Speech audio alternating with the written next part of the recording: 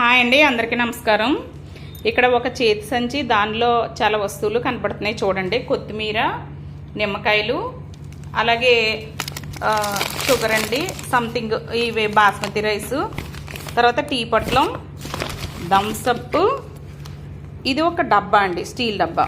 చూద్దామండి స్టీల్ డబ్బా ఏంటో. ఇందులో చికెన్ ఉందన్నమాట అండి ఈ స్టీల్ డబ్బాలో. అంటే ఇప్పుడు మనం ఒకవేళ దీనికి సంచి ఇవ్వకుండా, అలాగే స్టీల్ డబ్బా ఇవ్వకుండా ఇలా పంపించినట్లయితే ఏం చేస్తారండి, చికెన్ షాప్లో ఒక కవరు ఓకేనండి. వెజిటేబుల్ షాపు, కిరాణా షాపు వేరేగా ఉంటుంది కాబట్టి వెజిటేబుల్ షాప్లో నిమ్మకాయలకి, కొత్తిమీరకి ఒక కవర్ తీసుకుంటారు. తర్వాత ఈ కిరాణాకి ఒక కవర్ తీసుకుంటారండి. ఈ థమ్సప్ కూడా వీలైతే విడిగా తెస్తారు, లేకపోతే థమ్సప్కి ఇంకొక కవర్ తీసుకుంటారు. అవునా కాదండి, నిజం చెప్పండి. చాలామంది ఎన్ని కవర్లు ఇచ్చినా తీసేసుకుంటూ ఉంటారండి. ఇప్పుడు మనం ఇలా పంపించడం వల్ల ఎంత సేవ్ చేయగలిగామండి కవర్స్ని.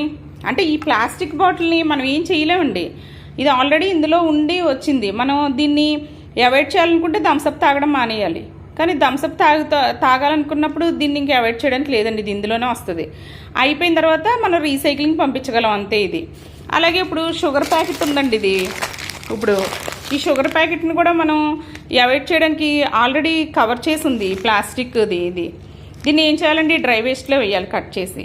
అంటే మనం ప్లాస్టిక్ని రెడ్యూస్ చేశానండి, ఇక్కడ కొన్ని వీటిని రెడ్యూస్ చేశాను, కొన్ని తప్పలేదు ఇంటికి వచ్చినాయి. ఏం చేస్తామండి, వీటిని కట్ చేసి మనం బాక్స్లో వేసిన తర్వాత డ్రై వేస్ట్లో వేస్తాం అనమాట. ఈ రకంగా మనం అవాయిడ్ చేయొచ్చండి. ప్లాస్టిక్ని రెడ్యూస్ చేయడం, రీయూజ్ చేయడం, రీసైక్లింగ్ పంపించడం అనే సూత్రాలను మనం పాటించాలి. ఓకేనండి. Save environment, avoid plastic.